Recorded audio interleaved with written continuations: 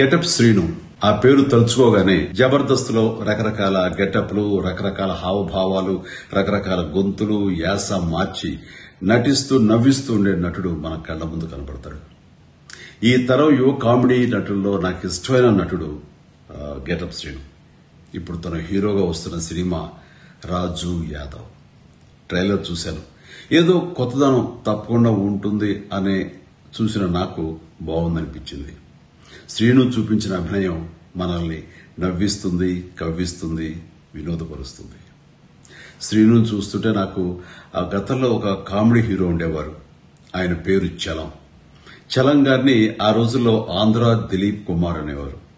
మన గెటప్ శ్రీను కూడా నాకు అలాగే అనిపిస్తాడు. తన టాలెంట్ కి హద్దులు, లిమిటేషన్స్ లేవని తను నిరూపిస్తుంటాడు. అలాగే నాకు అనిపిస్తుంటుంది. ఇది నిజం.